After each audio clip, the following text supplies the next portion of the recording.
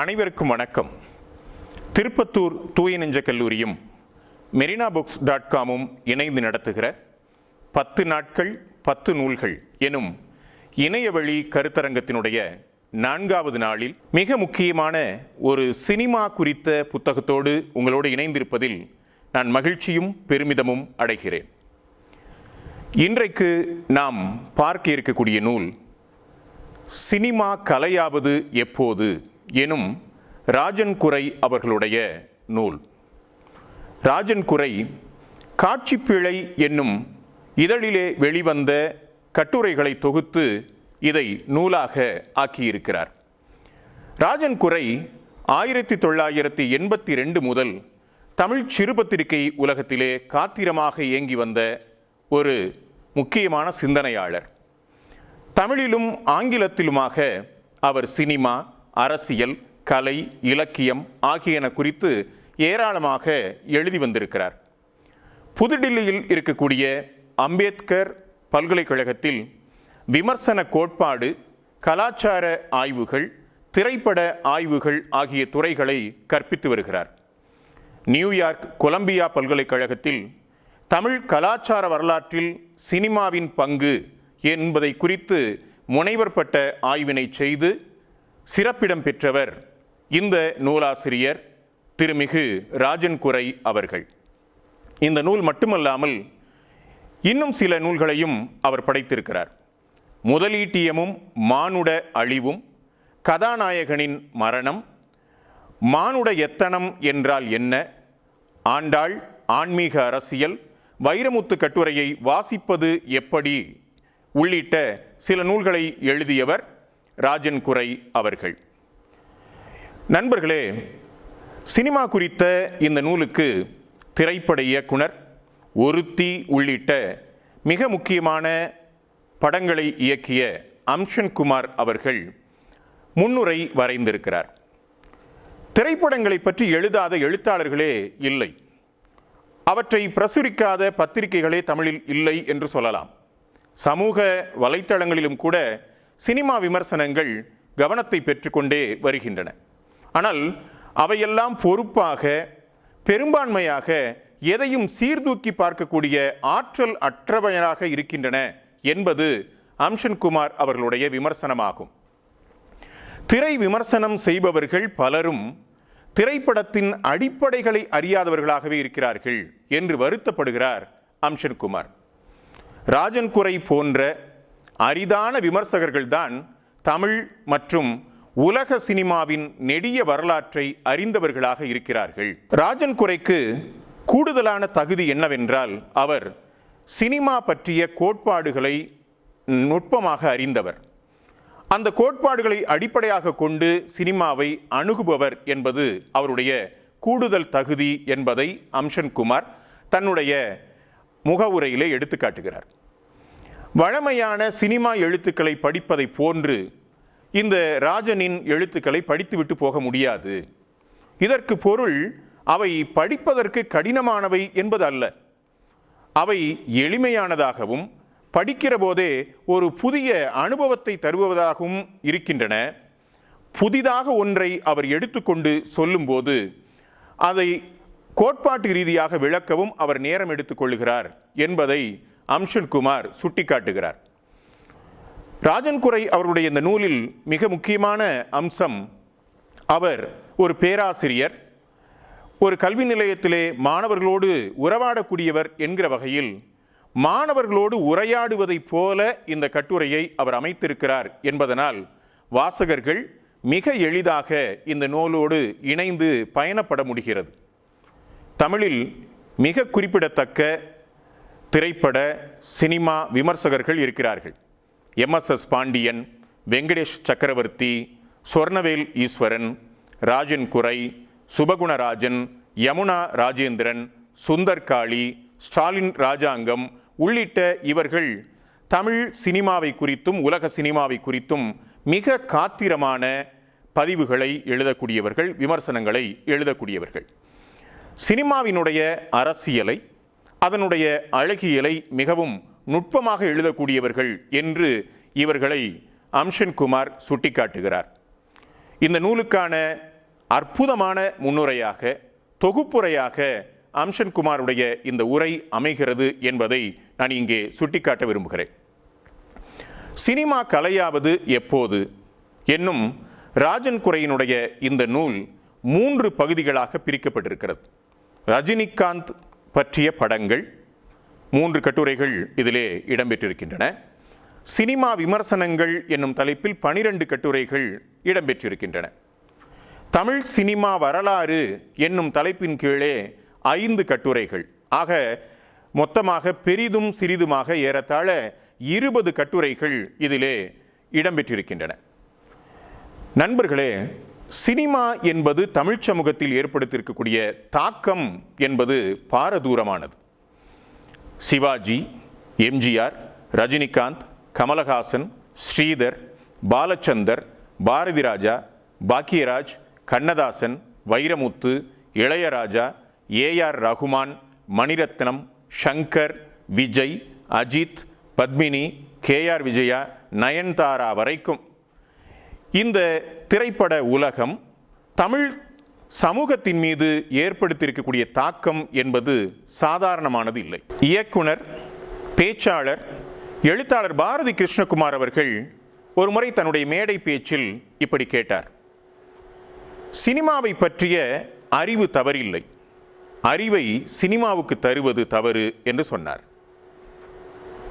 சினிமாவை பற்றிய அறிவு என்றால் என்ன என்ற துணை கேள்வியை எழுப்பி அவர் பார்வையாளர்களை பார்த்து இப்படி கேட்டார்: சினிமா தோன்றி 100 ஆண்டுகள் ஆயிற்று. 100 ஆண்டுகளை கடந்த இந்த சினிமாவினுடைய, உலக சினிமாவினுடைய மாபெரும் கலைஞன் யார் என்று கேட்டார். யார் அந்த மாபெரும் கலைஞன்? சிவாஜி கணேசனா, சத்யஜித் ரேயா, மிருனாள் சென்னா, ரித்விக் கட்டக்கா, புரூஸ்லியா, ஜாக்கி ஜானா, அகிரா குரோசோவாவா என்று ஏராளமான பேரை கேட்டுவிட்டு அவர் சொன்னார், உலக சினிமாவின் மாபெரும் கலைஞன் சார்லி சாப்ளின் தான் என்றார். ஏன் சாப்ளின் மாபெரும் கலைஞன்? உலக மக்கள் அனைவருக்கும் புரிகிற மொழியிலே பேசி நடித்தவன் சார்லி சாப்ளின் என்று சொன்னார். உலக மக்கள் அனைவருக்கும் புரிகிற மொழி மௌனம். உண்மையில் மௌனமும் வன்முறையும் தான் உலக மக்கள் அனைவருக்கும் புரியக்கூடிய மொழி. எனவே மௌனத்தில் பேசிய, மௌனத்தில் உறவாடிய சாப்ளின் தான் உலக சினிமாவினுடைய மாபெரும் கலைஞன் என்று அவர் சொன்னார். இது சினிமாவை பற்றிய அறிவு. அறிவை சினிமாவுக்கு தருவது என்பதை நாம் தனியாக விளக்க வேண்டியதில்லை. ஒட்டுமொத்த தமிழ் சமூகமும், ஏன் நான் உட்பட எல்லோருமே இதற்கு சாட்சியாக இருக்கிறோம் என்பதை நாம் இங்கே சிந்தித்து பார்க்க வேண்டும். சினிமாவை ஒரு கலையாக பார்ப்பவர்கள் தமிழ் சினிமாவினுடைய போக்கை மிக கடுமையாக விமர்சிக்கிறார்கள். வைரமுத்து ஒரு முறை இப்படி எழுதினார்: மின்சாரத்தையும் மார்க்ஸையும் தவிர்த்துவிட்டு இந்த உலகம் இயங்க முடியாது என்றார். எனக்கு இப்படி தோன்றுகிறது, சினிமாவை தவிர்த்துவிட்டு இந்த உலகம் இனிமேல் இயங்க முடியாது. சினிமாவை தவிர்த்துவிட்டுத்தானே இந்த கொரோனா காலத்திலே வீட்டிலே அடங்கி இருக்கிறோம். உலகம் முழுவதும் இந்த ஃபில்ம் இண்டஸ்ட்ரி, சினிமா தயாரிப்பு நிறுவனங்கள் மூடப்பட்டு கிடக்கின்றனவே என்று நீங்கள் கேட்கலாம், இருக்கலாம். ஆனால் நம் வீட்டு வரவேற்பறையில் தொலைக்காட்சியின் முன் அமர்ந்து நாம் எதை பார்த்து கொண்டிருக்கிறோம்? நம்முடைய குழந்தைகள் எதை பார்த்து கொண்டிருக்கிறார்கள்? நம்முடைய வரவேற்பறையில் இப்போதும் நம் நாளின் பெரும் பகுதியை இந்த சினிமாவோடு தானே பகிர்ந்து கொண்டிருக்கிறோம். அலைபேசியில் சினிமாவோடும் சினிமாவினுடைய தொங்கு சதைகளோடும் தானே நாம் இந்த நாளை பகிர்ந்து கொண்டிருக்கிறோம். நண்பர்களே, இந்த நூல் ராஜன் குரையுடைய சினிமா கலையாவது எப்போது எனும் இந்த நூல் தமிழிலே வெளிவந்த வெகுஜன சினிமாக்களை குறித்து பேசுகிறது. நான் சினிமாவே பார்க்கறது இல்லைங்க என்பதை பெருமையாக சொல்லிக் கொள்பவர்கள் பலர் இருக்கிறார்கள். நான் டிவியில் நியூஸ் மட்டும்தாங்க பார்ப்பேன் என்று சொல்கிறவர்கள் இருக்கத்தான் செய்கிறார்கள். இந்த நியூஸ் மட்டும் பார்ப்பது என்பது பெருமைக்குரிய ஒன்றாக, சினிமாவை பார்ப்பது என்பது கேவலமான ஒன்றாக சொல்பவர்கள் நம்மில் இருக்கத்தான் செய்கிறார்கள் இல்லையா? நியூஸ் மட்டும் என்ன, சினிமாவில் காட்டுவது எல்லாவற்றையும் நியூஸிலும் காட்டிவிடுகிறார்களே, நியூஸ் மட்டும் உன்னதமானதா என்ன? சினிமா கெட்ட கலையா? சினிமா கெட்ட வார்த்தையா? நீங்கள் காதை பொத்திக் கொள்வதால் ஒன்றும் இல்லாமல் போய்விடுமா? ரஜினி என்ற திரையரங்க பிம்பம் அது வெறும் திரையரங்க பிம்பம் மட்டும்தானா? ரஜினி மட்டுமல்ல, சினிமா என்பது வெறும் திரையரங்கத்திற்கு உள்ளே மட்டும் இருக்கக்கூடியதா? தமிழர்களின் ரசனையில், சிந்தனை முறைமையில், அரசியல் வாழ்வில், பொருளாதார நிலையில் சினிமா எவ்வளவு பெரிய தாக்கத்தை செலுத்தி இருக்கிறது. அப்படியானால் இவற்றையெல்லாம் நாம் உள்வாங்கிக் கொள்ளாமல், வெகுஜன சினிமாவை உள்வாங்கிக் கொள்ளாமல் என் சமூகத்தை நான் எப்படி புரிந்து கொள்ள முடியும்? நான் என் சக மனிதனை, என் பிள்ளைகளை, என்னுடைய உறவுகளை நான் எப்படி புரிந்து கொள்ள முடியும்? எனவே வெகுஜன சினிமாவை புரிந்து கொள்வது, வெகுஜன சினிமாவை உள்வாங்கிக் கொள்வது என்பது இன்றைய காலகட்டத்தினுடைய மிக அவசியமான தேவையாக இருக்கிறது என்பதையும் நாம் இங்கே குறிப்பிட்டாக வேண்டும். வெகுஜன சினிமா, வணிக சினிமா, மாற்று சினிமா, இவை குறித்தெல்லாம் நமக்கு ஒரு புரிதல் தேவையாக இருக்கிறது. இந்நூலினுடைய பிற்பகுதியில் ராஜன் குரை எழுதிய ஒரு கட்டுரை ஒன்றில் இதை பற்றி சொல்லுகிறார். என்னை பொறுத்தவரை ராஜன் குரையினுடைய அந்த கட்டுரை நூலினுடைய முன் பக்கத்திலேயே, முதல் பகுதியிலேயே வந்திருக்க வேண்டும் என்று நான் நினைக்கிறேன். அதில் இப்படி சொல்லுகிறார்: தமிழகத்தினுடைய அறிவுத்துறையினர் சில விஷயங்களுக்காக புலம்புவார்கள். என்னது அது?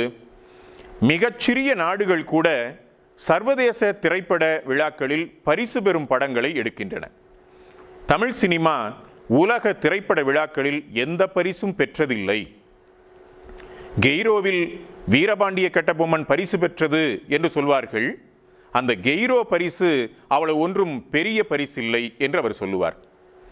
வருடத்திற்கு 5 படம் 10 படம் எடுக்கும் நாடுகள் கூட சர்வதேச பரிசுகள் பெறுவதோடு கவனத்தையும் பெறுகின்றன.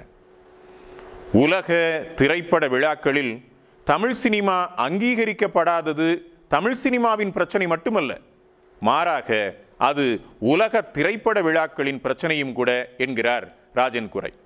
இது தமிழக அறிவுத்துறைக்கு இருக்கக்கூடிய ஒரு ஏக்கம். திரைப்பட விழாக்களில் ஏன் திரைப்படங்கள், தமிழ் திரைப்படங்கள் விருதுகள் பெறுவதில்லை, பரிசுகள் பெறுவதில்லை என்பது. ராஜன் குரை குறிப்பிடுகிறார், இந்த திரைப்பட விழாக்களினுடைய பங்கும் இதில் இருக்கிறது என்று சொல்லுகிறாரே, அதை குறிப்பிட்டு சொல்லுகிறார், அவர்களால், இந்த திரைப்பட விழாக்களை நடத்துபவர்களால் மாறுபட்ட கலை வெளிப்பாட்டினை அங்கீகரிக்க முடியவில்லை என்கிறார். நண்பர்களே, ஆஸ்கார் என்பது கூட இப்போதும் தமிழ் சினிமாவிற்கு பெரிய கனவாகத்தானே இருக்கிறது. ஆஸ்கார் நாயகனே தமிழ் சினிமாவில் அதை பார்த்து ஏங்கிக் கொண்டுதானே இருக்கிறார். ஆஸ்கார் விருது வாங்க முடியவில்லையே. ஒரு தமிழர் ஏஆர் ரகுமான் ஸ்லம்டாக் மில்லியனர் என்கிற திரைப்படத்திற்காக விருது வாங்கினார் என்று இன்னும் 100 வருஷத்திற்கு நாம் பெருமையாக சொல்லிக் கொண்டிருக்கலாம். அவர் விருது பெறும் மேடையில் எல்லா புகழும் இறைவனுக்கே என்று தமிழில் சொன்னார் என்பதோடு நாம் திருப்தி அடைய வேண்டியதுதான். ராஜன் குரை இந்த கட்டுரையை எழுதிய பிறகு வந்த பல படங்கள் உலக திரைப்பட விழாக்களில் பரிசுகளை பெற்றிருக்கின்றன என்பதை நாம் இங்கே சிந்தித்து பார்க்க வேண்டும். வெற்றி மாறனினுடைய லாக்அப், செழியனுடைய டூலெட் உள்ளிட்ட படங்கள் இன்றைக்கு உலக திரைப்பட விழாக்களினுடைய கவனத்தை ஈர்த்திருக்கின்றன என்பதை தமிழ் சினிமாவில், குறிப்பாக வெகுஜன சினிமாவோடு இணைந்த தமிழ் சினிமா மிக முக்கியமான மாற்றங்களை நோக்கி போய்கொண்டிருக்கின்றன, நம்பிக்கை கீற்றுக்கள் தமிழ் சினிமாவில் வந்து கொண்டிருக்கின்றன என்பதை காட்டுகிறது என்பதையும் நாம் இங்கே சிந்தித்து பார்க்க வேண்டும். சினிமா என்பது வணிகம் மட்டுமல்ல, அது வெகுஜன மனோவியலும் அதிலே அடங்கி இருக்கிறது என்பதை நான் புரிந்து கொள்ள தொடங்கினேன் என்கிறார் ராஜன் குரை. உலகின் மிக பெரும் சினிமா மேதைகளை கூட அந்தந்த நாடுகளின் சில பேர் அறிந்திருக்கவில்லை என்பதையும் அவர் எடுத்து காட்டுகிறார். சத்யஜித் ரேயை மேற்கு வங்காளத்தில் எல்லோருக்கும் தெரியுமா என்ன? மிருனாள் சென்னை மேற்கு வங்காளத்தில் எல்லோருக்கும் தெரியுமா என்ன? அடூர் கோபாலகிருஷ்ணன் என்கிற மிக முக்கியமான இயக்குனரை மலையாள மண்ணில் அனைவரும் அறிந்திருக்கிறார்களா என்ன? அப்போது உலகத்தின் மிக முக்கியமான திரைப்பட இயக்குனர்களை எல்லோரும் அறிந்திருக்கவில்லை. பல்வேறு நாடுகளிலிருந்து வரக்கூடியவர்களுக்கு அந்தந்த நாடுகளினுடைய சினிமா மேதைகளை தெரிந்திருக்கவில்லை என்பதை அவர் எடுத்துக்காட்டுகிறார். கொலம்பியா பல்கலைக்கழகத்தில் கலைகளை குறித்த தத்துவம், கோட்பாடு சார்ந்த நூல்களை பயில மெதுவாக என் மனதில் தமிழ் சினிமா குறித்த மிக உயர்ந்த மதிப்பீடு உருவானது என்கிறார் ராஜன் குரை. ஆம், தமிழ் சினிமாவில் யதார்த்தம் கிடையாது. ஆனால் தமிழர்கள் யதார்த்தத்தை கலைகளில் ஏற்பதில்லை அல்லது எதிர்பார்ப்பதில்லை என்று அவர் சொல்லுகிறார். தெருக்கூத்தை நாம் இதற்கு உதாரணமாக சொல்லலாம், நாடகத்தை இதற்கு உதாரணமாக சொல்லலாம்.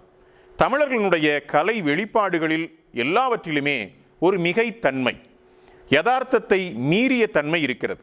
எனவே தமிழர்கள் தங்களுடைய கலைகளில் யதார்த்தத்தை எதிர்பார்ப்பதில்லை என்பதை புரிந்து கொண்டால் தமிழர்களுடைய கலை வெளிப்பாடுகளை நாம் உள்வாங்கிக் கொள்ள முடியும் என்பதாக ராஜன் குரை பேசுகிறார். கோர்ட்டில் குணசேகரன் பராசக்தி திரைப்படத்திலே அந்த குற்றவாளி கூண்டிலே ஏறி நின்று பேசுகிற அந்த வசனம் போல இன்றைக்கு திரைப்படங்களில் இடம்பெறுகிறது.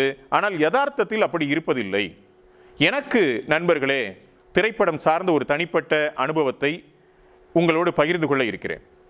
ஜோக்கர் என்கிற திரைப்படத்தில் நடிகர்களை தேர்ந்தெடுப்பதற்காக எங்கள் ஊருக்கு என்னை சந்திக்க வந்தார் அந்த திரைப்படத்தினுடைய இயக்குனர் ராஜமுருகன் அவர்கள்.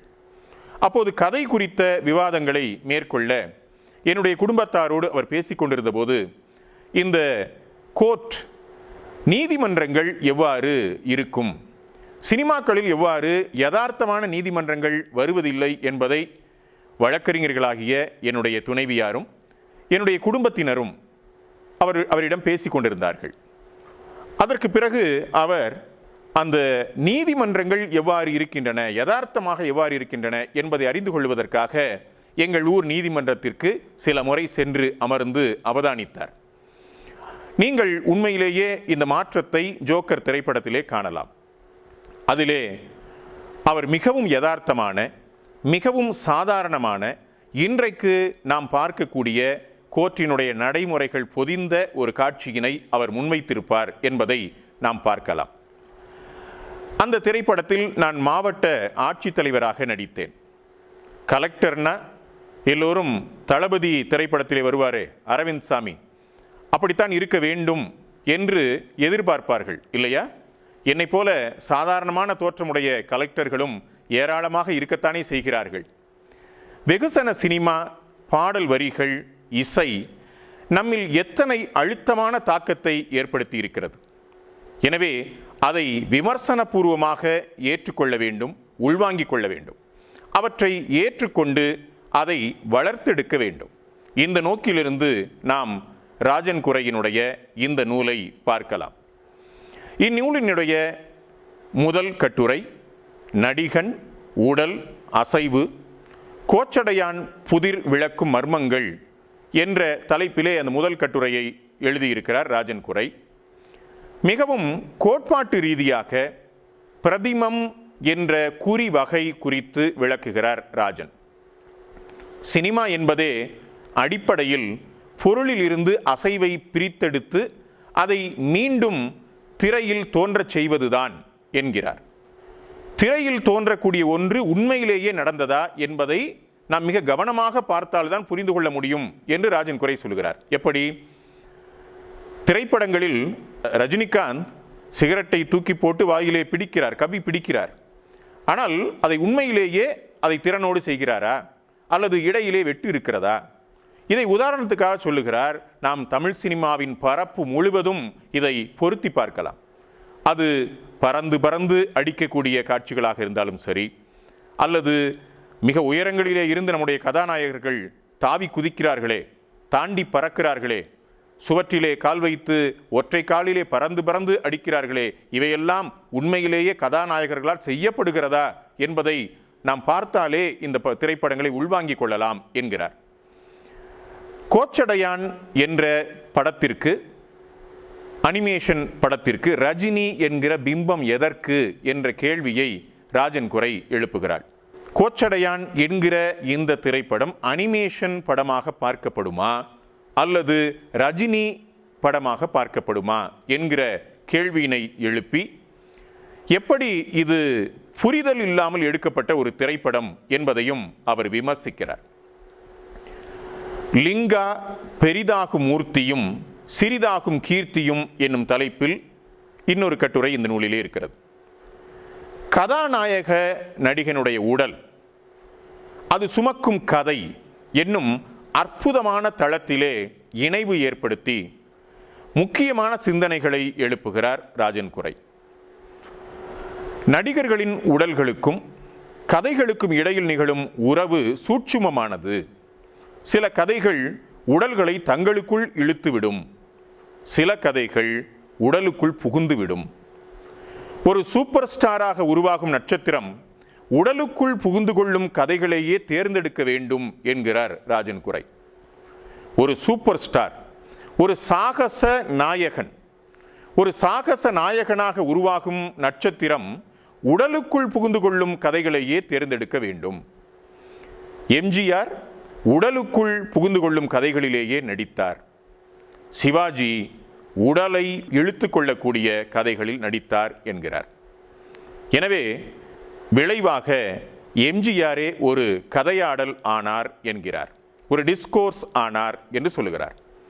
அது அவரை வரலாறு என்ற கதையாடலின் நாயகனாகவும் பரிணமிக்க வைத்தது என்று பேசுகிறார். சிவாஜி பிரபல நடிகர், ஆனாலும் தன் உடலை கதைகளுக்கு கொடுத்து விட்டதால் நடிகர் திலகமாக நிலை பெற்று கடற்கரை சாலையில் ஒரு சிலையாகும் அளவு வரலாற்றில் இடம் பிடித்தார் என்கிறார்.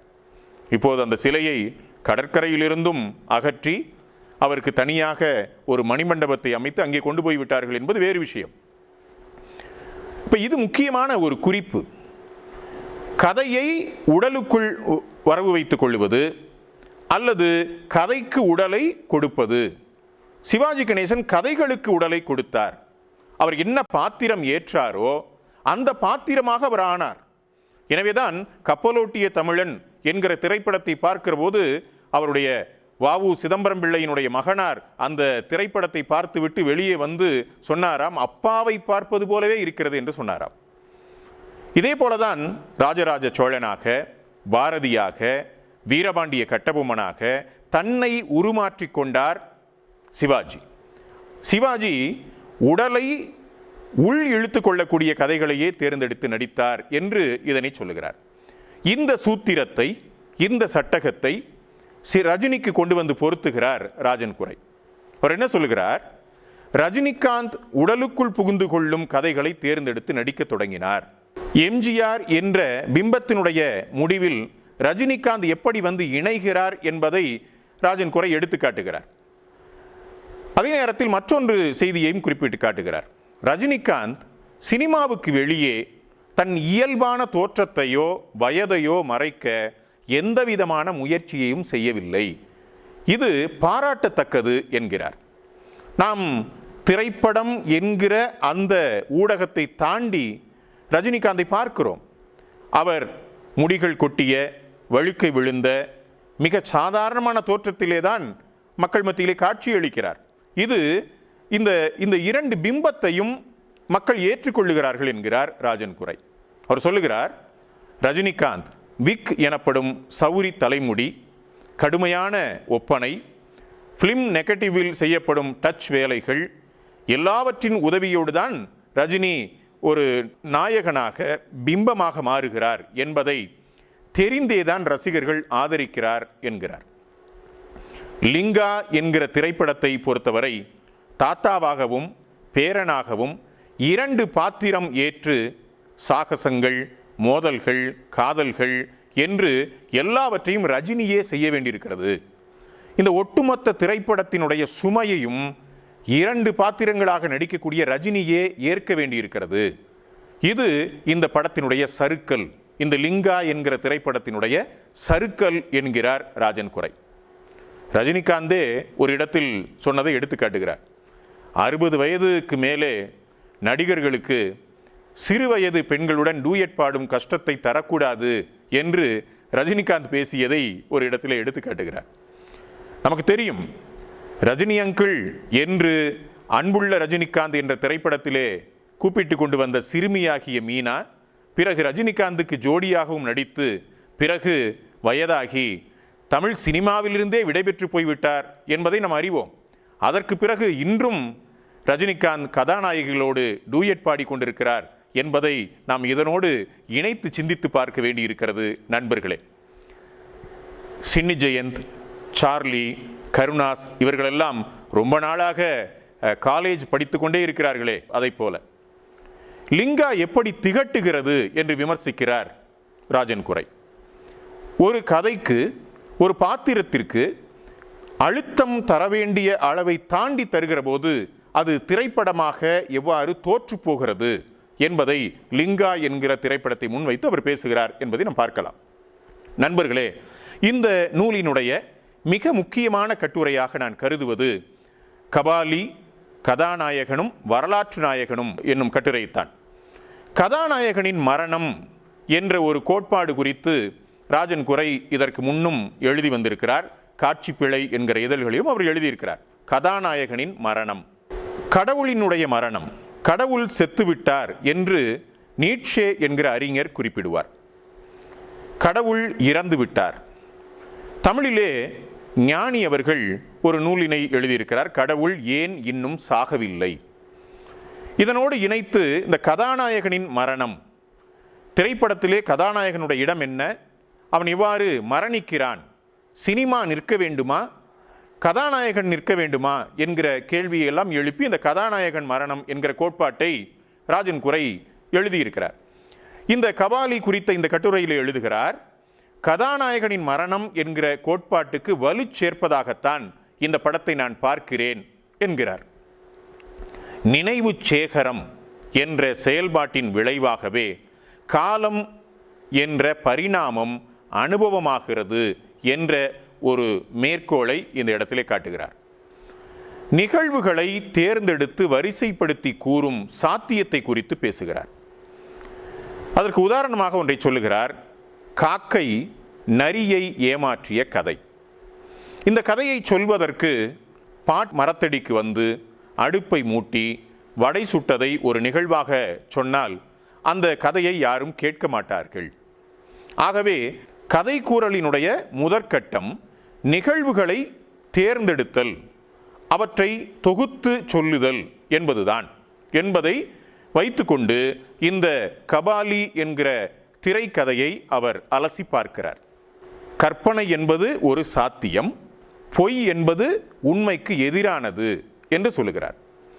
இதை விளக்க ஒரு உதாரணத்தை சொல்லுகிறார் ராஜன் குரை. நான் இந்தியாவினுடைய பிரதமர் என்று அறிமுகப்படுத்தி கொண்டால் அது பொய்.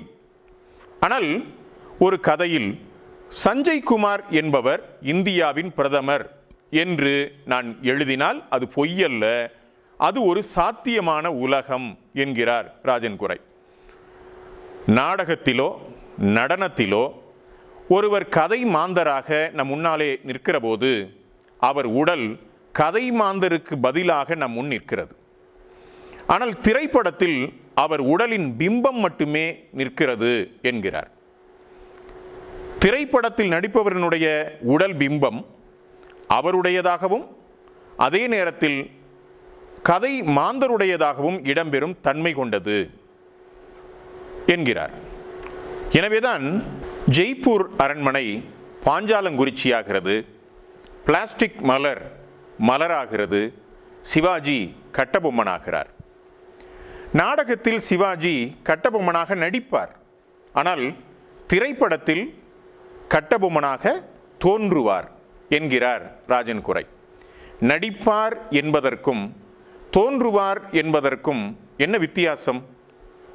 திரையில் சிவாஜி உடலும் கிடையாது, கட்டபொம்மன் உடலும் கிடையாது, பிம்பம் மட்டுமே இருக்கும் என்பதால் சிவாஜி உடலிலிருந்து பிரிந்து கட்டபொம்மனை நோக்கி செல்லுவதாக அந்த பிம்பம் விளங்குகிறது என்று ராஜன் குரை குறிப்பிடுகிறார்.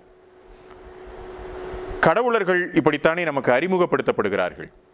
இந்திரன் வந்ததும் சந்திரன் வந்ததும் இந்த சினிமாதான் என்ற ஒரு திரைப்பட பாடலில் கூட கலை வளர்ந்ததும் இங்கேதான், காதல் வளர்ந்ததும் இங்கேதான் என்று சொல்லுகிற போது எப்படி பிம்பங்களை நமக்கு முன்னால் கொண்டு வந்து சினிமா தந்தது என்பதாக நாம் புரிந்து கொள்ளுகிறோம்.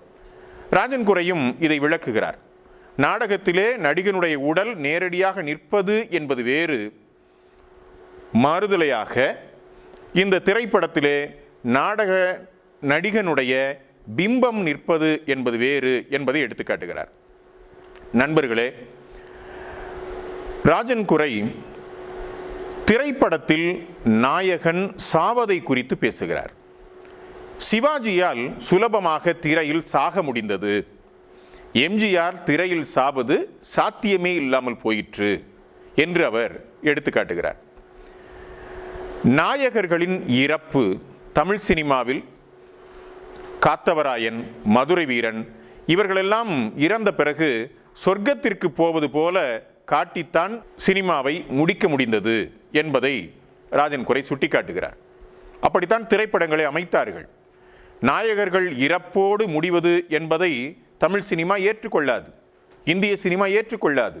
எனவே புராண வரலாற்று படங்களாக இருந்தாலும் கூட அவர்கள் இறந்த பிறகு சொர்க்கத்திற்கு போக வேண்டும். இது தமிழ் சினிமாவினுடைய, இந்திய சினிமாவினுடைய எழுதப்படாத விதியாக இருந்தது என்பதை அவர் எடுத்துக்காட்டுகிறார்.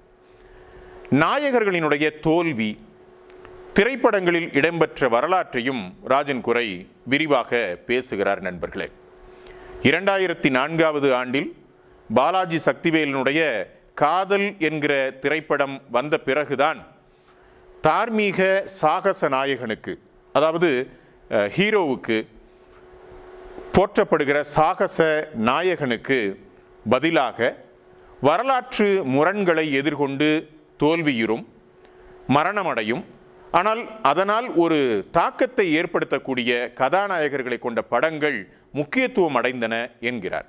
இது பாலாஜி சக்திவேலினுடைய அந்த காதல் என்கிற திரைப்படத்தில் கடைசியில் கதாநாயகன் ஒரு பைத்தியத்தை போல அலைந்து திரிவான். அவனுடைய சரிவு என்பது அந்த திரைப்படத்தில் சுட்டிக்காட்டப்பட்டிருக்கும் என்பதாக சொல்லி அதிலிருந்துதான் இந்த மாற்றம் என்பது தமிழ் சினிமாவில் வருகிறது என்று சொல்லுகிறார் ராஜன் குரை. வெயில் திரைப்படத்திலே வாழ்வில் தோல்வியடைந்த பசுபதி குடும்பத்திற்காக எதிரிகளை தன் உயிரை கொடுத்து கொல்லுவதும், அவரது நினைவு நாள் போஸ்டரை அவரை வெறுத்த தந்தையே தெரு தெருவாக சென்று ஒட்டுவதிலும் அந்த திரைப்படம் முடிவதையும் அவர் எடுத்துக்காட்டுகிறார். வெற்றி பெற்ற நாயகர்களினுடைய கதையவே தமிழ் சினிமா பேசிக்கொண்டிருந்த காலத்தில் இந்த வெயில் என்கிற திரைப்படம் எப்படி வாழ்க்கையில் தோல்வியுற்று திரையரங்கத்திலே பணியாற்றுகிற ஒரு தொழிலாளி அந்த திரையரங்கத்திலிருந்து வெளியேற்றப்படுகிறான். அவனுடைய காதலும் கைகூடாமல் போகிறது. எனவே இப்படியான சூழலில் வாழ்க்கையில் தோல்வியுற்ற ஒருவனை கதாநாயகனாக வைத்து அந்த திரைப்படம் எடுக்கப்பட்டது என்பதையும் சொல்லுகிறார்.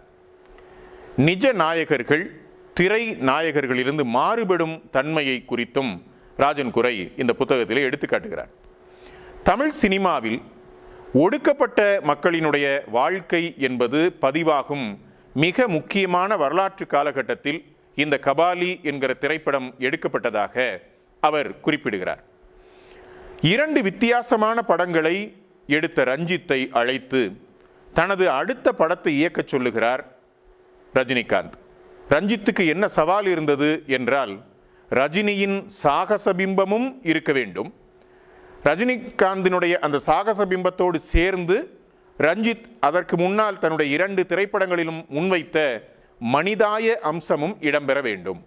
இது ரஞ்சித்திற்கு முன்னால் இருக்கக்கூடிய சவால்.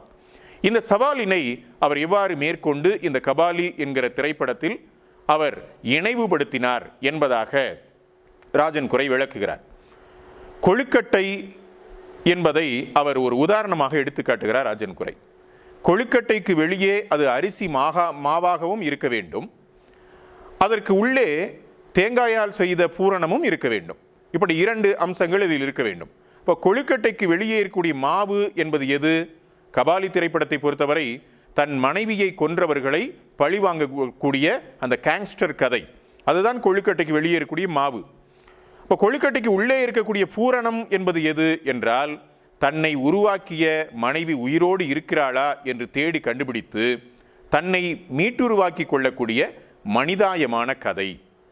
திரையிலே ரஜினி மரணமடைவது என்பது சாத்தியமான ஒன்றல்ல என்று எடுத்துக்காட்டக்கூடிய ராஜன் குரை கமலஹாசனுக்கு இது சாத்தியமாகியது என்பதை எடுத்துக்காட்டுகிறார். அவர் நாயகன் என்கிற அந்த மனிதாய பாத்திரத்திலே ஏற்று நடிக்கிற போது அந்த திரைப்படத்தில் அவரால் சாக முடிந்தது என்பதையும் அவர் சுட்டிக்காட்டுகிறார். பாட்ஷா, சிவாஜி இந்த படங்களிலே ரஜினிகாந்த் மரணமடைந்து வேறு உருவில் வருவதாகத்தான் அந்த படங்களை எடுத்தார்கள். இப்படித்தான் ரஜினியை வைக்க முடியும். அப்படியானால் கபாலியிலே மக்களுக்காக நிற்கக்கூடிய ஒரு நாயகன், அவனுடைய வீழ்ச்சி, அவனுடைய மரணம் என்பது எப்படி காட்டப்பட வேண்டும்? இது ரஞ்சித் முன்னால் வைக்கப்பட்டிருக்கக்கூடிய சவால். ரஜினியின் பிம்பத்தை கொல்லாமல் ஒலி பிம்பங்களினுடைய மூலமாகவே அந்த மரணத்தை உணரச் செய்தார் ரஞ்சித் என்று காட்டுகிறார். இந்த முடிவில் கபாலியின் மனிதாயமான வாழ்க்கை உறுதி செய்யப்பட்டு விட்டது. அந்த பாத்திரத்தை ஏற்று நடித்த ரஜினி பிம்பமும் மரணமடையாமல் காப்பாற்றப்பட்டு விட்டது என்பதாக ராஜன் குரை எடுத்து காட்டுகிறார். இந்த கட்டுரையினுடைய இறுதியிலே அவர் குறிப்பிடக்கூடிய இந்த விஷயம் மிக முக்கியமானது என்று நான் கருதுகிறேன். இவ்வாறான படங்கள் வருவதால் உடனே தலித் விடுதலை சாத்தியமாகிவிடும் என்றோ, எல்லோரும் அதன் அவசியத்தை உடன் ஏற்றுக்கொள்வார்கள் என்றோ கிடையாது. ஆனால் இந்த நாயகர்கள் திரையில் அடையும் மரணம், கதையாடலில் அடையும் மரணம், அதன் ஆழ்தள பொருளில் ஒடுக்கப்பட்ட நிலையின் மரணமே என்கிறார். இதை போன்ற நாயகர்கள் திரையில் மரணமடைய வேண்டியது என்பது ஒடுக்கப்பட்ட நிலையினுடைய மரணம். ஒடுக்கப்பட்ட நிலை கொஞ்சம் கொஞ்சமாக மரணத்தை நோக்கி போகிறது, முடிவை நோக்கி போகிறது என்பதனுடைய அடையாளம்தான் என்பதை ராஜன் குரை சுட்டிக்காட்டுகிறார். கபாலி, பரியேறும் பெருமாள் உள்ளிட்ட படங்களினுடைய வருகை அது செலுத்தும் திசை போக்கில் ஆண்ட பரம்பரை சினிமா விழிப்படைந்து திரௌபதிகளையும் உற்பத்தி செய்கிறது என்பதை நாம் கவனத்திலே கொள்ள வேண்டும். இந்த நூலினுடைய ஏனைய கட்டுரைகள் ஏராளமான திரைப்படங்களினுடைய விமர்சனங்களாக அமைகின்றன என்பதை நான் உங்களுடைய கவனத்திற்கு கொண்டு வர விரும்புகிறேன். தூங்காவனம் இந்த திரைப்படத்தை குறித்தும் ஒரு நல்ல விமர்சன கட்டுரை இந்த நூலிலே இருக்கிறது. ஒரு செயல் வெளிக்குள்ளே காலத்தை கச்சிதமாக அடைத்து வைப்பது எப்படி என்பதை ஹாலிவுட் திரைப்படங்களிலே பார்க்கிறார்கள், பயன்படுத்துகிறார்கள். இந்திய சினிமா அத்திசையை உள்வாங்குவதில் என்னென்ன சிரமங்கள் இருக்கின்றன என்பதையெல்லாம் ராஜன் குரை இந்த கட்டுரையிலே எடுத்து காட்டுகிறார். இந்தி திரைப்படத்திலிருந்து மன்மோகன் தேசாய் ஹாலிவுட் போன போது நிகழ்ந்த ஒரு சம்பவத்தை கதையாக சொல்லுவார்கள். அதை இங்கே எடுத்து காட்டுகிறார் ராஜன் குரை. இந்த மன்மோகன் தேசாய் ஹாலிவுட் போயிருக்கிறார். அப்போது அங்கு தயாரான ஸ்பீடு என்கிற படத்தை அவருக்கு போட்டு காட்டினார்களாம். ஸ்பீட் படத்தினுடைய கதை இதுதான். ஒரு பேருந்தில் வெடிகுண்டை செட்டப் செய்து குறிப்பிட்ட வேகத்திற்கு கீழே போனால் அந்த குண்டு வெடித்துவிடும். எனவே அந்த வேகத்தை கட்டுப்படுத்தக்கூடிய உத்தி எனக்கு மட்டும்தான் தெரியும். எனவே ஒரு பெரும் பொருளை எனக்கு கொடுத்தால்தான் அந்த குண்டை செயலிழக்க செய்ய முடியும் என்கிறான் வில்லன். இப்போ கதாநாயகனுக்கு முன்னால் இருக்கக்கூடிய சவால் அந்த குண்டை செயலிழக்க செய்வது. கதாநாயகன் போய் போராடி அந்த குண்டை செயலிழக்க செய்து வில்லனையும் கைப்பற்றுகிறான் என்பதுதான் இந்த ஸ்பீட் என்கிற திரைப்படத்தினுடைய கதை. இதை பார்த்த தேசாய் இப்படி கேட்டாராம், என்ன கிளைமாக்ஸ் மட்டும் காட்டுறீங்க, மீத படம் எங்கே என்று கேட்டாராம். இதன் பொருள் என்னவென்றால், கதாநாயகனுடைய வாழ்க்கை என்ன, கதாநாயகியினுடைய வாழ்க்கை என்ன, வில்லனுடைய வாழ்க்கை என்ன என்றெல்லாம் சொல்லி அவர்கள் ஒரு குறிப்பிட்ட சம்பவத்தை எதிர்கொள்வதற்காக அதில் அவர்களுடைய மன ஓட்டங்கள் செயல்படுவதாக கதை அமைத்தால்தான் இந்தியாவில் ஓடும் என்பதுதான் இதனுடைய பொருள் என்று எடுத்து காட்டுகிறார் ராஜன் குரை. முதல் முறையாக திரை வெளி முற்றிலும் செயல் வெளியாக மாறும் ஹாலிவுட் மந்திரம் இந்த தூங்காவனம் என்கிற திரைப்படத்திலே நிகழ்ந்திருக்கிறது என்பதை மிகவும் நுட்பமாக எடுத்து காட்டுகிறார் ராஜன் குரை. உத்தம வில்லன். இந்த திரைப்படத்தை குறித்தும் இதிலே ஒரு கட்டுரை இருக்கிறது. அதிலே மரணத்தை வெல்வது என்பதை குறித்தும் பேசுகிறார். உத்தமன் என்பவன் மரணத்தை வெல்லக்கூடிய ஒருவனாக இருக்கிறான். மரணத்திலே இருந்து அவன் தற்செயலாக தப்பித்து விடுகிறான். அந்த நாட்டினுடைய அரசன் உத்தமனை அழைத்து சாகாமல் இருப்பதற்கு வழியை கேட்கிறான். உத்தமன் சொல்லுகிறான், மரணத்தை வெல்வது 3 வழிகளில் சாத்தியமாகும். என்னென்ன 3 வழிகள்? 1, ஞானியாக வேண்டும். 2வது, காவியம் படைக்க வேண்டும். 3வது, கலைஞனாக வேண்டும். இதன் மூலமாக மரணத்தை வெல்லலாம் என்கிறான். இந்த 3இல் கலைஞனாவது கொஞ்சம் சுலபம் என்பதால் அதை தேர்ந்தெடுக்கிறான் அரசன். எனவே அரசனோடு இணைந்து ஒரு நாடகம் நடத்துவதாக தீர்மானிக்கப்படுகிறது. அரசனால் துன்புறுத்தப்படுகிற அந்த அரசனுடைய அக்காள் மகள், அவளும் இந்த பாத்திரத்திலே, இந்த நாடகத்திலே நடிப்பதாக ஏற்பாடு ஆகிறது. ரன்யன் கூத்தினை கேரளாவினுடைய நாட்டுப்புற கலையைப் போல அமைத்து அந்த திரைப்படத்தை எடுத்திருப்பார் கமலஹாசன். இந்த திரைப்படத்திலே அவர் நிகழ்கலைகளை எவ்வாறு பயன்படுத்துகிறார் என்பதை குறித்த விமர்சனங்கள் எல்லாம் ஒரு பக்கம் இருந்தாலும், இது எவ்வாறு ஒரு மரணத்தை குறித்த விசாரணையாக அமைகிறது என்பதை இந்த கட்டுரையிலே விவரிக்கிறார். இரண்யன் கூத்து நடத்த தயாராகி கொண்டிருக்கிறார்கள். ரன்யனாக அரசன் நடிக்க வேண்டும். அவனை வதம் செய்யக்கூடிய நரசிம்ம அவதாரமாக அந்த உத்தமன் நடிக்க வேண்டும். அப்படி வதம் செய்வதாக நடிக்கக்கூடிய அந்த கூத்திலே அந்த நரசிம்மம் கை விரல்களிலே அணிந்து கொள்ளக்கூடிய அந்த நகங்களில் விஷத்தை பூசிக்கொண்டு உண்மையாகவே அவனை கொன்று விடுவது என்று தீர்மானிக்கிறார்கள். ஆனால் இந்த ஒத்திகையிலே ஒரு பிரச்சனை வருகிறது. அது என்னவென்றால், நீள நீளமான வசனங்களை பேச வேண்டிய கடமையும் பொறுப்பும் ரன்யனுக்கு இருக்கிறது. ஆனால் நரசிம்மனாக வரக்கூடிய அந்த பாத்திரத்துக்கு பெரிதும் வசனங்கள் இல்லை, உருமுவது மட்டும்தான். எனவே இந்த உருமுவது எளிதாக இருக்கிறது, வசனங்களை மனப்பாடம் செய்வது கடினமாக இருக்கிறது என்று அந்த அரசன் நாடகம் நடக்கப் போகிற தருவாயிலே பாத்திரத்தை மாற்றி விடுகிறான். இப்போது எப்படி அவன் கொல்லப்பட வேண்டும்? நரசிம்ம அவதாரம் எடுத்திருக்கக்கூடிய பாத்திரத்தை நடிக்கக்கூடிய அந்த அரசன் அந்த விஷம் தோய்ந்த நகங்களை பூட்டிக்கொண்டு அந்த கூத்திலே நடிக்கிற போது தன்னைத்தானே சொரிந்து கொள்ளுகிறான். எனவே அவன் அந்த விஷம் தாக்கப்பட்டு இறந்து போகிறான் என்பதாக அந்த திரைப்படத்திலே வருகிறது. அதேபோல இந்த திரைப்படத்தினுடைய இன்னொரு இணை பாத்திரமாக வருவது மனோரஞ்சன் என்கிற ஒரு திரைப்பட நடிகர் பாத்திரம். இந்த மனோரஞ்சன் தன்னை வளர்த்துவிட்ட அறிவாளி இயக்குனரை கைவிட்டு பிரபல தயாரிப்பாளருடைய மகளை திருமணம் செய்து கொண்டு மிக புகழ்பெற்ற நடிகராக ஆகிவிடுகிறான். புகழினுடைய உச்சத்திலே இருக்கும்போது அவனுக்கு பிரைன் டியூமர் வந்து விடுகிறது. அவன் வாழ்க்கையை திரும்பி பார்க்கிறான்.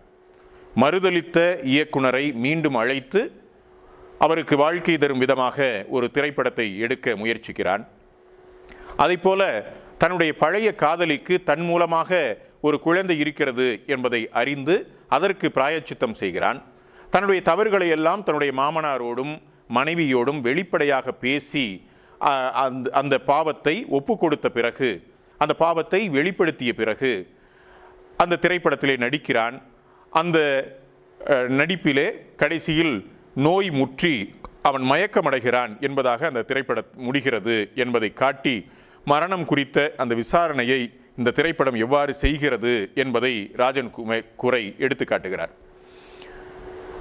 நண்பர்களே, இந்திய திரைப்பட வரலாற்றில் அண்மை காலத்தில் மிகப்பெரிய பரபரப்பை, சலசலப்பை ஏற்படுத்திய பாகுபலியை குறித்தும் இந்த நூலிலே ஒரு கட்டுரை இருக்கிறது. பாகுபலி காட்சியும் கற்பனையும் என்பது அந்த கட்டுரையினுடைய தலைப்பு. பிரம்மாண்டமான தயாரிப்பு, வசூலிலே சாதனை படைத்த படைப்பு என்றெல்லாம் இந்த பாகுபலி கொண்டாடப்படுகிறது. மலைகளை தாண்டி தாண்டி போகும் கதாநாயகன் என்று உலகத்தை திரும்பி பார்க்க வைத்த திரைப்படம் என்று பாகுபலியை சொல்லலாம். ராஜன் குரை நுட்பமாக ஒரு விஷயத்தை சொல்லுகிறார். வெள்ளை நிற அழகிகளோடு கதாநாயகன் ஆடுவதும் கருப்பு நிற வில்லன்களை போரிலே கொன்று தீர்ப்பதுமான அற்பத்தனமான நிறவெறி காட்சிகள் இந்த திரைப்படத்திலே இருக்கிறது என்ற குற்றச்சாட்டை இந்த திரைப்படத்தின் மீது வைக்கிறார்கள் என்று அவர் காட்டுகிறார். இப்படியான நிறவெறி, இப்படியான அழுத்தமான பல விஷயங்கள் நம்முடைய வெகுஜன ஊடகங்களில் நடக்கிறது என்பதை நாம் இந்த இடத்திலே சிந்தித்து பார்க்கலாம்.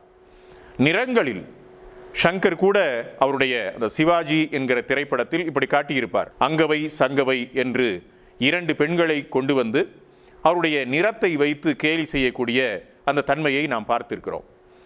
உண்மையில் அங்கவை சங்கவை என்பவர்கள் நம்முடைய 2000 ஆண்டுகளுக்கு முந்தைய சகோதரிகள். அவர்கள் பாரியினுடைய மகளிர் இல்லையா? பாரி மகளிர் பாடியதாக புறநானூற்றிலே ஒரு பாடல் இருக்கிறது. அற்றை திங்கள் அவ்வெண்ணிலவில் எந்தையும் உடையேம் எம் குன்றும் பிறர்கொளார், இற்றை திங்கள் இவ்வெண்ணிலவில் வென்று எரி முரசின் வேந்தர் எம் குன்றும் கொண்டார் எந்தையும் இளமே என்று அவர்கள் பாடிய அந்த பாடல் இருக்கிறதே, என்னை கேட்டால் உலக இலக்கியத்தில் மிகச்சிறந்த மனதை உருக்குகிற 10 கவிதைகளில் இந்த கவிதைக்கு ஒரு இடம் இருக்கிறது என்று சொல்லுவேன். அப்படிப்பட்ட மிகச்சிறந்த கவிதைகளை எழுதியவர்கள் பாரி மகளிர் என்றுதான் புறநானூற்றிலே இருக்கிறது. பிறகுதான் அவர்களுக்கு அங்கவை சங்கவை என்று பிற்காலத்திலே பெயர் கொடுக்கப்படுகிறது. எனவே ஒரு வகையில் அங்கவையும் சங்கவையும் நம்முடைய 2000 ஆண்டுகளுக்கு முந்தைய சகோதரிகள். எனவே நம்முடைய சகோதரிகளினுடைய பெயரை வைத்து நம்முடைய நிறத்தை வைத்து ஷங்கர் கேலி செய்திருக்கிறார்.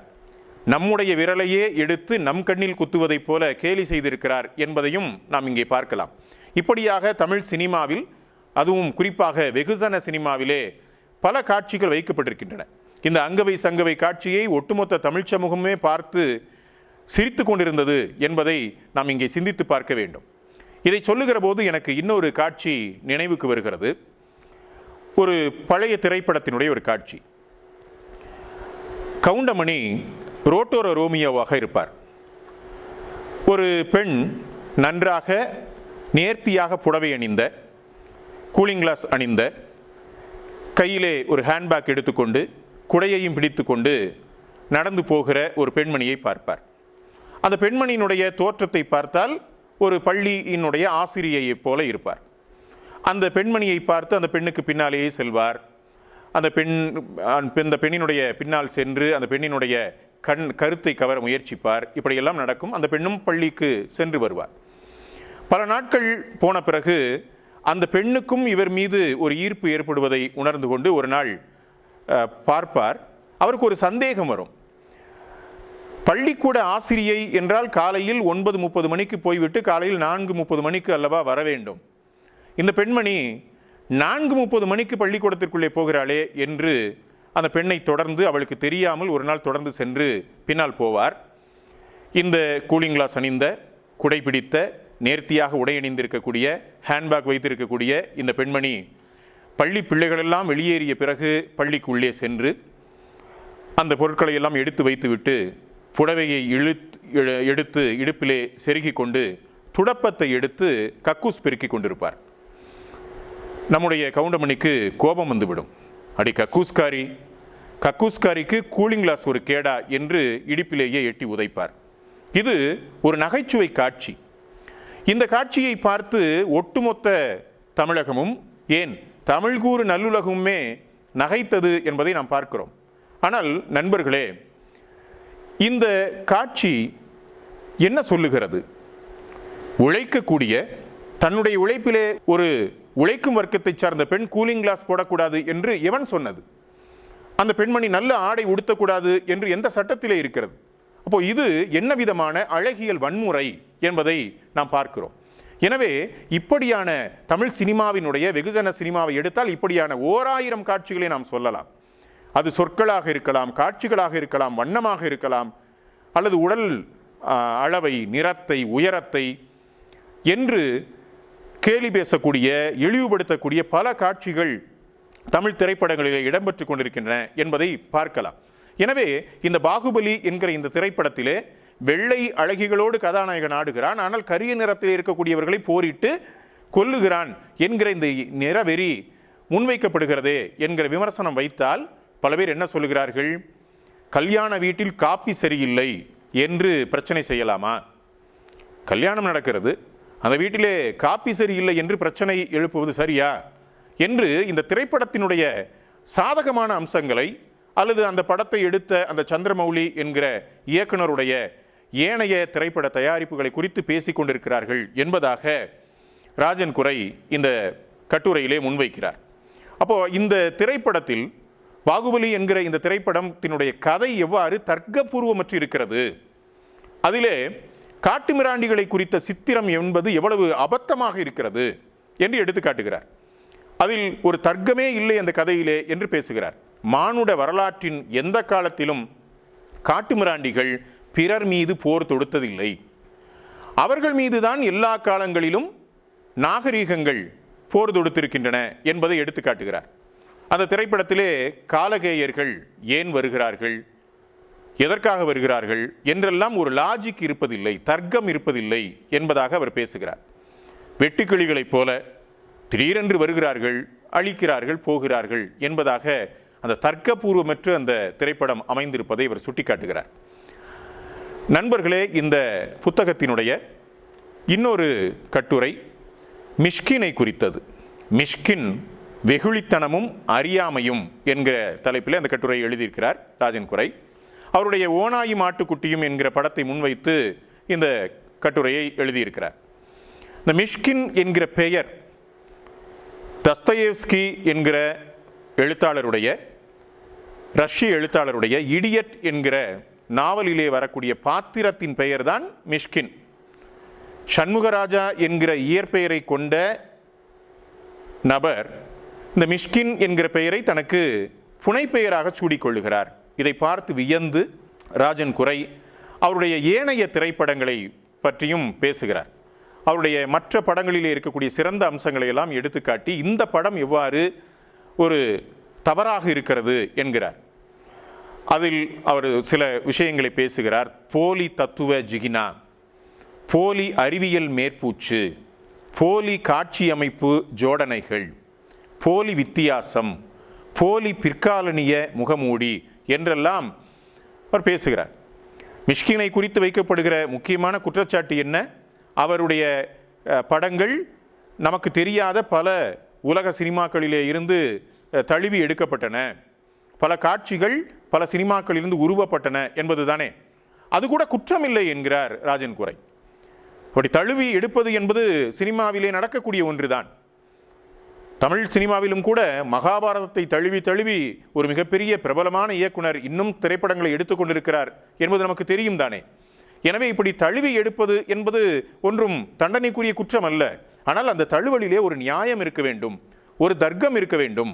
மிஷ்கினுடைய இந்த திரைப்படம், இந்த ஓநாயும் ஆட்டுக்குட்டியும் எவ்வளவு அபத்தமாக எடுக்கப்பட்டிருக்கிறது என்று சொல்லி மிஷ்கினுடைய நண்பர்கள் ஒரு மரத்தடி விவாதத்தில் கூட இதை நாம் விவாதிக்கலாம் என்பதாக அவர் சொல்லுகிறார். அதைப்போல அரவான் என்கிற திரைப்படத்தை குறித்தும் அவர் பேசுகிறார். அரவான் ஒரு திரைக்கதையின் தற்கொலை என்கிற தலைப்பிலே ஒரு கட்டுரை எழுதுகிறார். இயக்குனர் வசந்தபாலன் அவர்கள் அரவான் என்கிற சு வெங்கடேசன் அவர்களுடைய அரவான் ஒரு திரைக்கதையின் தற்கொலை என்கிற தலைப்பிலே ஒரு கட்டுரையை படைத்திருக்கிறார் ராஜன் குரை. வசந்தபாலன் சு வெங்கடேசனுடைய அந்த அரவான் என்கிற காவல் கோட்டம் நாவலை தழுவி எடுக்கப்பட்ட இந்த திரைப்படம் எவ்வாறு நாவலாகவும் இல்லாமல், நாவலுக்கு நியாயமும் செய்யாமல், திரைப்படமாகவும் அமையாமல் பாதியிலே நிற்கிறது என்பதை அவர் காட்டுகிறார். அதைப்போல கடல் பற்றி எடுக்கப்பட்ட படங்களை குறித்தும் ஒரு கட்டுரை இதிலே இருக்கிறது. கடலளவு சாத்தியங்களும் கடுகளவு சாதனைகளும் என்று மற்றும் ஒரு மீனவன் மரியான் என்கிற தலைப்பிலே அந்த கட்டுரை எழுதியிருக்கிறார். மீனவர்களுடைய வாழ்க்கை மிக ஈர்ப்பை ஏற்படுத்துவது.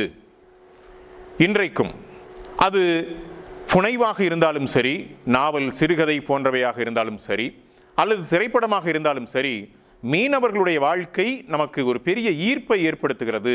ஏன் என்கிற கேள்வியை எழுப்பி அதற்கு விடை சொல்லுகிறார் ராஜன் குரை.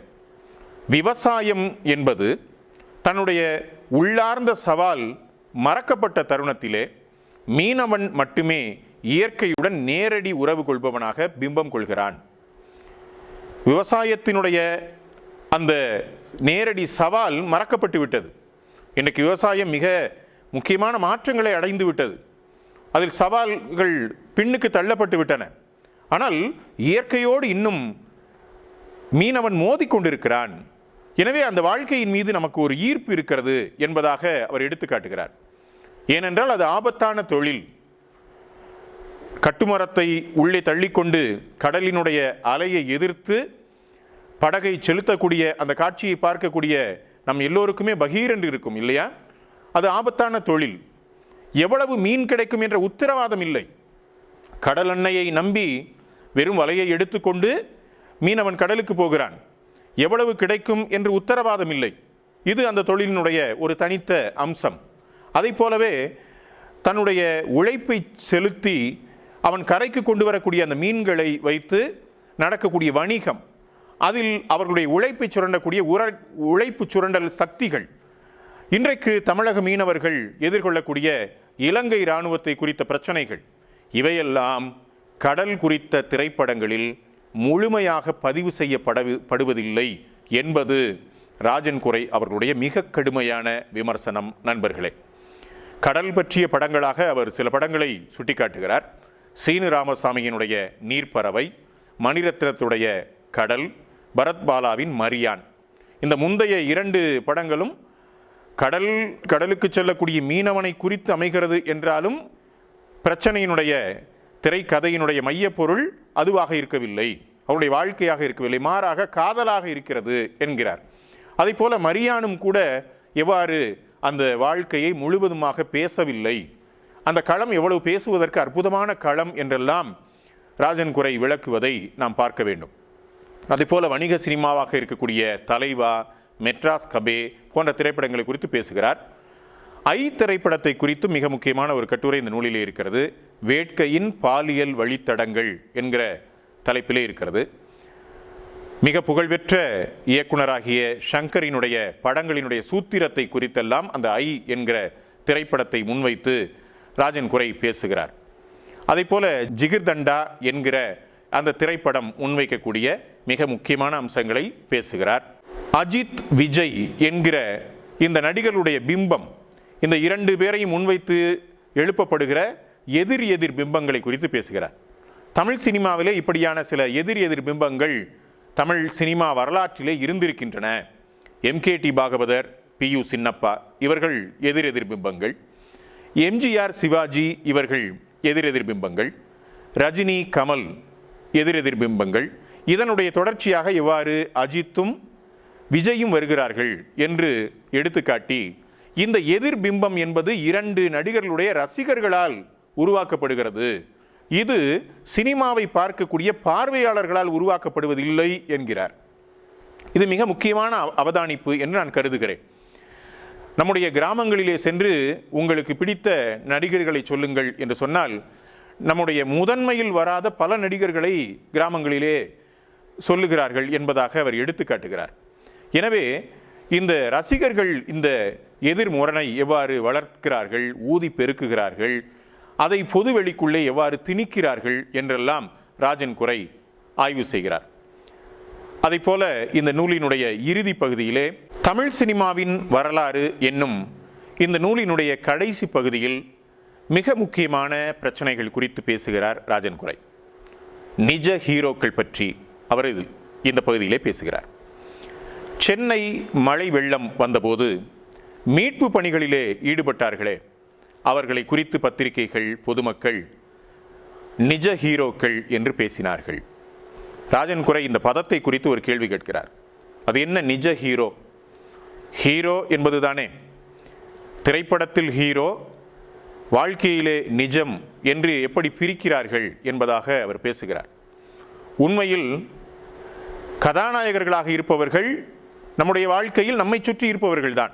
கீழத்தஞ்சையில் விவசாய கூலிகள் எதிர்கொண்ட கொடுமைகளை எதிர்த்து களம்புகுந்தாரே சீனிவாச ராவ், அவர் நம்முடைய கதாநாயகன். பிரிட்டிஷ் ஏகாதிபத்தியத்தை எதிர்த்து 23 வயதிலே தூக்கிற்கு போனானே பகத்சிங், அவன் நம்முடைய கதாநாயகன். இன்றைக்கும் நம்மை சுற்றி ஏராளமான கதாநாயகர்கள், கதாநாயகிகள் வாழ்ந்து கொண்டுதானே இருக்கிறார்கள். எனவே இந்த உண்மையான கதாநாயகர்கள் என்கிற பிம்பம் எவ்வாறு வருகிறது, உண்மையில் கதாநாயகர்கள் என்கிற பிம்பம் எப்படி போலியாக இருக்கிறது என்பதையெல்லாம் ராஜன் குரை தன்னுடைய இந்த கட்டுரையிலே எடுத்துக்காட்டுகிறார். அதே போல திரைப்படத்திற்கு வரி விதிப்பதை குறித்தும் இந்த நூலிலே ஒரு கட்டுரை இருக்கிறது. தமிழில் பெயர் வைப்பதனால் வரி விலக்கு அளிக்கப்படுகிறது. இது இப்படி கொடுப்பது தேவையா என்கிற அந்த விவாதத்தை மேற்கொண்டு பதில் சொல்லக்கூடிய ராஜன் குரை அது மிக முக்கியமானது என்கிறார். ஏனென்றால் தமிழ் பதங்கள் தமிழ் வாழ்க்கையில் எவ்வாறு கொண்டு போய் சேர்க்கப்பட வேண்டும் என்பதை எடுத்துக்காட்டுகிறார். உதாரணமாக ஷங்கர் எடுத்த அந்த ரோபோ என்கிற படம், அதற்கு எந்திரன் என்கிற பெயர் தரப்படுகிற போது அந்த ரோபோவுக்கு இணையான எந்திரன் என்கிற பெயர் எவ்வாறு வெகு மக்கள் மத்தியிலே கொண்டு போய் சேர்க்கப்படுகிறது. எனவே தமிழ்நாட்டில் தமிழ் மொழியில் திரைப்படங்களுக்கு பெயர் வைப்பதற்கு ஊக்கப்படுத்த வேண்டும் என்பதாக அவர் அதை சொல்லுகிறார். அதில் ஒரு மிகவும் பகடியாக ஒன்றை சொல்லுகிறார். இந்த ரோபோ என்பது பால் பிரிவு அற்றது, அது ஆணாகவும் பெண்ணாகவும் இருப்பதில்லை, அது எந்திரம். ஆனால் தமிழிலே மொழிபெயர்க்க போது அது எப்படி ஒரு ஆண் அடையாளத்தை சுமந்து கொள்கிறது, எந்திரன் என்பதாக அமைகிறது என்று சொல்லிவிட்டு அவர் சொல்லுகிறார். உண்மையிலேயே பெண்கள் இந்த எந்திரமயமான வாழ்க்கைக்குள்ளே அவர்கள் இருப்பதில்லை, அவர்கள் மிகவும் உயிர்ப்போடு இருக்கிறார்கள். எனவே ஆண்கள் எந்திரமாக இருப்பது என்பது ஒரு வகையில் பொருத்தம்தான் என்று ராஜன் குரை பேசுகிறார். அதே போல பல படங்களுக்கு வரி விலக்கு மறுக்கப்படுவது, அதை போல பல திரைப்படங்களுக்கு வரி விலக்கு மறுக்கப்படுவது குறித்து பேசுகிறார். தமிழிலே உரையாடல்கள் இல்லை, வன்முறை காட்சிகள் அதிகமாக இருக்கிறது, அது சான்றிதழ் பெற்றிருக்கிறது என்ற பல அபத்தமான விதிகளை எல்லாம் எடுத்துக்காட்டி அதை மறுத்து பேசுகிறார். இப்படியான விதிகள் எவ்வாறு அபத்தமானவை என்று பேசுகிறார்.